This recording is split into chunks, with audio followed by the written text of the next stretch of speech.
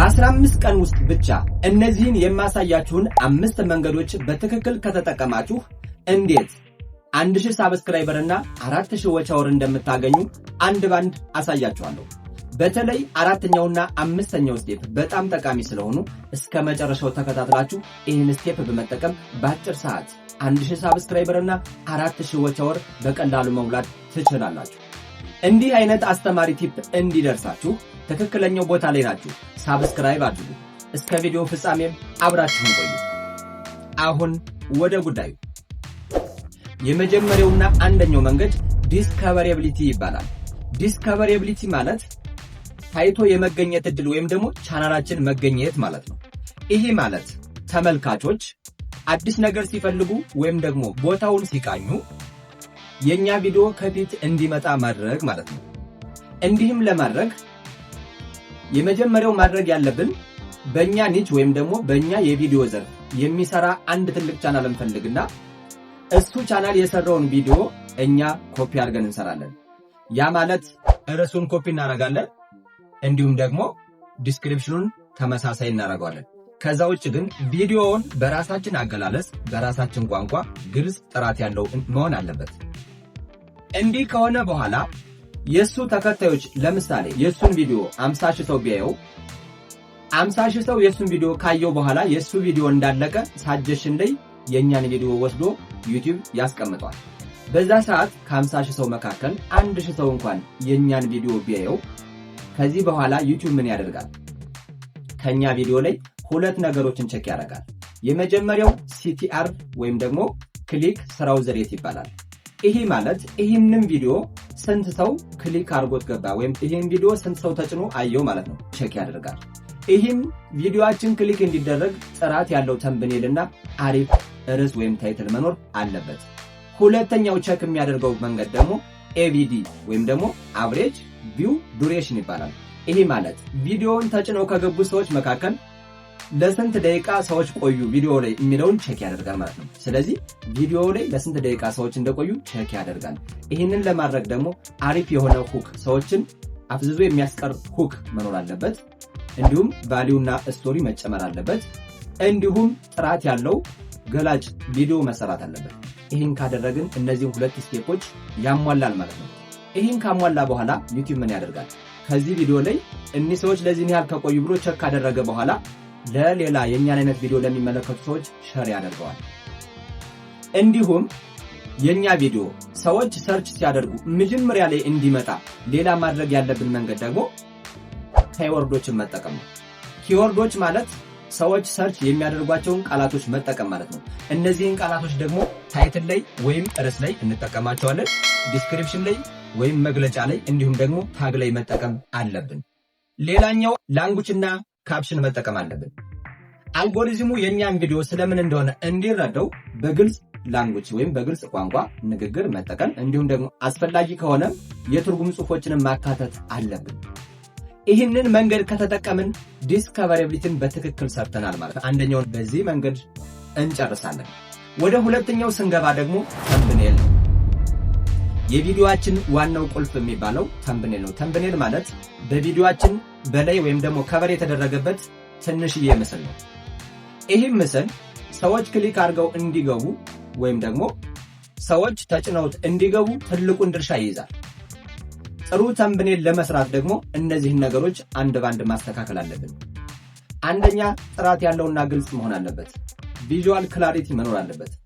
ሁለተኛ ከፍተኛ ጥራት ወይም ሃይ ሪዞሉሽን፣ ያ ማለት ቪዲዮ 1280 በ720 ፒክሰል መሰራት አለበት። ሌላኛው ደግሞ የምንጠቀማቸው ቀለሞች ከባክግራውንዱ ጋር በድምቀት የሚታዩ መሆን አለባቸው። ይሄ ማለት ለምሳሌ ቢጫ መጠቀም እንችላለን፣ ቀይ፣ አረንጓዴ እንዲሁም ደግሞ የተለያዩ ከባክግራውንዱ ጋር የሚሄዱ ቀለሞችን መጠቀም አለብን። ከዚህ በተጨማሪ ቃላቶችን ስንጠቀም ከ3 እስከ 5 በጣም አጭርና ግልጽ የሆኑ ቃላቶችን መጠቀም አለብን። ከ3 እስከ 5 በቃ ባጭሩ ግልጽ የሆኑ ቃላቶችን መጠቀም አለብን። ሌላኛው ፎንት በጣም ትልቅ የሆነ ፎንት መጠቀም አለብን። አብዛኛው ሰው ዩቲዩብን የሚከታተለው በስልካችን ስለሆነ የስልካችን ስክሪን ደግሞ ትንሽ ነው። እዚህ ትንሽ ስክሪን ላይ በግልጽ እንዲታይ አሪፍ የሆነ ፎንት መጠቀም አለብን። ፎንቱን ከተጠቀምን በኋላ ርዕሱ ላይ ያለውን ተምብኔል ላይ መድገም የለብንም። ስለዚህ ለርዕስ ያስገባነውን ለተምብኔል መድገም የለብንም። ሌላኛው መጠቀም ያለብን ደግሞ ስሜት ገላጭ ምስሎችን ኢሞሽን ኤንድ ፌስስ እነዚህን መጠቀም አለብን። ለምሳሌ የሰው ፊት የምንጠቀም ከሆነ አይን ላይን እየተያየ መሆን አለበት፣ ወይም ደግሞ ግልጽና ገላጭ የሆነ ለምሳሌ የመገረም የደስታና የቁጣ እነዚህን ስሜቶች የሚገልጽ ከሆነ ተምብኔሉ ሰዎችን የመሳብ አቅሙ ከፍተኛ ይሆናል ማለት ነው። ሌላኛው አሁንም መጠቀም ያለብን ቀስትና ምልክት መጠቀም አለብን። ይህ ማለት ለምሳሌ አሁን ስለ ዩቲዩብ እያስተማርኩ ከሆነ ቀስቷን ከኔ ፎቶ ወደ ዩቲዩብ በቀስት ማመልከት አለብን። ይሄ ማለት ይህ ቪዲዮ ስለ ዩቲዩብ ይተነትናል፣ ይዘረዝራል ብሎ ማሳወቅ ነው። በቀላሉ እንዲረዱት ማድረግ ማለት ነው።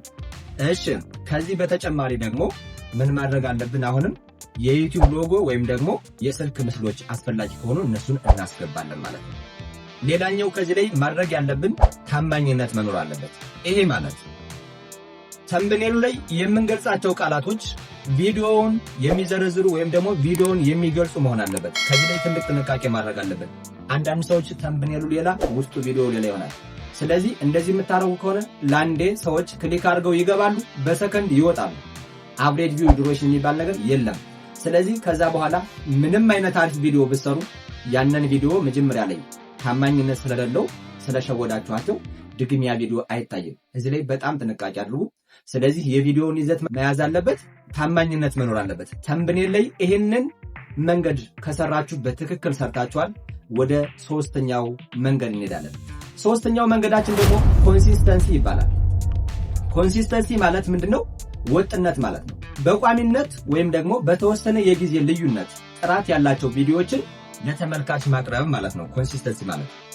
ስለዚህ ኮንሲስተንሲ ወይም ደግሞ ወጥነት ለቪዲዮአችን አስፈላጊ የሚሆንባቸው ምክንያቶች እነግራችኋለሁ። የመጀመሪያው ለተመልካች ታማኝነትና ልምድ። ተመልካቾች የኛን ቪዲዮ የምንለቅበት ሰዓት ተመሳሳይ ቋሚ ከሆነ በዚህ ሰዓት ይሄ ቪዲዮ እንደሚለቀቅ ያስባሉ፣ ልምድም ይኖራቸዋል። በቃ ስለዚህ የተመልካቾችን ታማኝነትና ልምድ እናገኛለን ማለት ነው።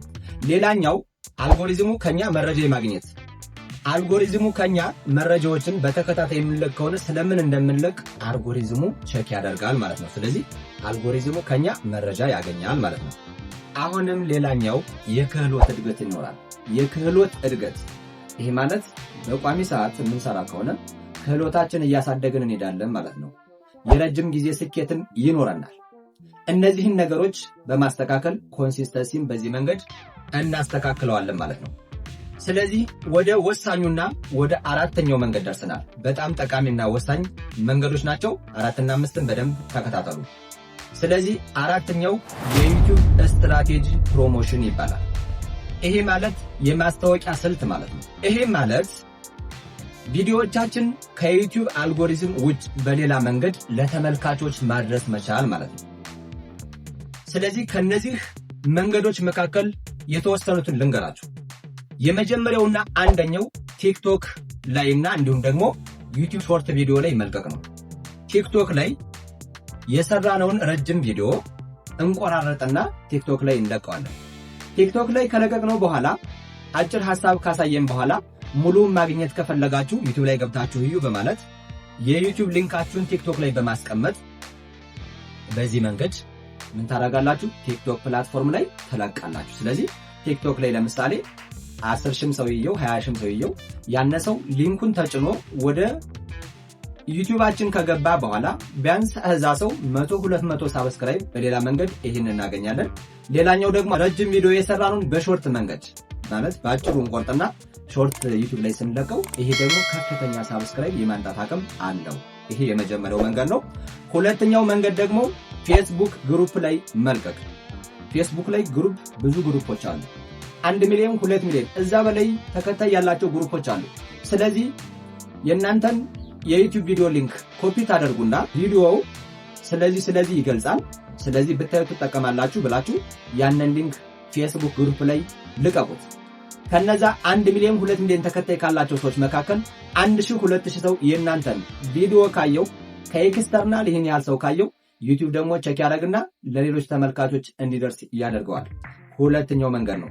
ሶስተኛው መንገድ ቴሌግራም ግሩፕ ላይ ቴሌግራም ግሩፕ ላይ አሁንም ቪዲዮ ሊንካችሁን ኮፒ ታደርጋላችሁ።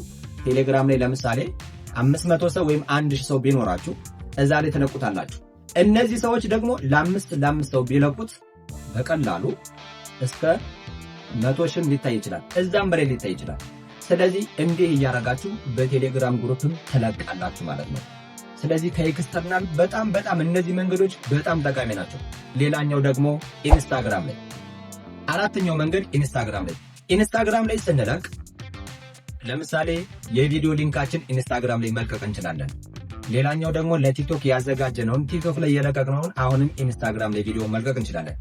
በዚህ መንገድ እነዚህን 4 መንገዶች በመጠቀም ከአልጎሪዝሙ ውጭ ብዙ አይነት ሳብስክራይበር እና ዎች አወርን ማምጣት እንችላለን። ሌላኛውና የመጨረሻው ደግሞ ኤንድ ስክሪን እና ካርድ መጠቀም። ቪዲዮአችን ላይ ኤንድ ስክሪን ቪዲዮ ሲያልቅ አንዱን ቪዲዮ አይተው ሁለተኛውን እንዲያዩ ኤንድ ስክሪን እናስገባለን። እንዲሁም ደግሞ ካርዶችን በየቪዲዮ መካከል የኛን ቪዲዮ እያዩ ያኛውን ቪዲዮ ማየት ቢፈልጉ በየቪዲዮ መካከል ማስገባት የኛን ቪዲዮ ማለት ነው። በሱ መንገድ ከፍተኛ የሆነ ዎች አወርና ሳብስክራይበር ማምጣት ይቻላል ማለት ነው። ይሄ አራተኛውና ጠቃሚው መንገድ ነው። ወደ አምስተኛው መንገድ ስንሄድ ደግሞ ረጅም ቪዲዮዎችን አፕሎድ ማድረግና ያው ወደ ዩቲዩብ የምንለቃቸው ቪዲዮዎች ረጅም መሆን አለባቸው። ረጅም ቪዲዮዎች አፕሎድ ማድረግና የዩቲዩብ ላይ መግባት ናቸው። እነዚህ አምስተኛውና የመጨረሻው መንገድ ነው። ስለዚህ ረጅም ቪዲዮዎችን አፕሎድ የምናደርግ ከሆነ ከፍተኛ የሆነ ዎች አወር ወይም ደግሞ የሰዓት ብዛት ያመጣልናል። ስለዚህ እነዚህን ረጅም ቪዲዮዎች አፕሎድ ስናደርግ ማድረግ ያለብን ወሳኝ ነገሮችን ልንገራችሁ። አንደኛ ቪዲዮ 8 ደቂቃና ከዛ በላይ መሆን አለበት። ሁለተኛ ቪዲዮውን ጥራት ያለው መሆን አለበት። 1080p ወይም ደግሞ ፉል ኤችዲ መሆን አለበት የቪዲዮ ጥራት ማለት ነው። እሺ ሌላኛው ደግሞ ሶስተኛው ደግሞ ቪዲዮ ስትለቁ በመጀመሪያ አንድ ሊስት ላይ አድርጋችሁ ልቀቁ። ከዛ በኋላ የመልቀቂያ ጊዜያችሁ ሲደርስ ኮፕሊክ አድርጋችሁ ትለቃላችሁ ማለት ነው። ይህን ካደረጋችሁ ረጅም ቪዲዮ በትክክል ለቃችኋል። በአጭር ጊዜ ዎች አወርና ሳብስክራይበር ማግኘት ትችላላችሁ። ሌላኛው ደግሞ ዩቲዩብ ላይቭ የምትገቡ ከሆነ በቀላሉ ከፍተኛ ዎች አወር በአጭር ጊዜ ውስጥ ለምሳሌ ዩቲዩብ ላይቭ ላይ 3 ሰዓት ብትቆዩ ላይቫችሁ ላይ 100 ሰው ቢኖር 3 ሰዓት ቆይታችሁ 300 ዎች አወር ባንዴ ይደመርላችኋል። ስለዚህ ዩቲዩብ ላይ መግባት ገብታችሁ ቱቶሪያል ሊሆን ይችላል፣ ስለ ቪዲዮአችሁ ሊሆን ይችላል። እሱን የምትሰጡን ያው እናንተ እንደየኒቻችሁ ይለያያል። እሱን ካደረጋችሁ በአጭር ጊዜ ውስጥ ዎች አወር ታገኛላችሁ ማለት ነው። ስለዚህ እነዚህን 5 ወሳኝ መንገዶች በትክክል ከተጠቀማችሁ በቀላሉ በ15 ቀን ውስጥ 1000 ሳብስክራይበር እና 4000 ዎች አወር ማግኘት ትችላላችሁ። ይህንን ቪዲዮ እስከ መጨረሻው ከተከታተላችሁ እድለኞች ናችሁ። ይህን ቪዲዮ በትክክል አይታችሁ እነዚህን መንገዶች ተጠቅማችሁ ቪዲዮ ልቀቁና ለውጡን እዩት።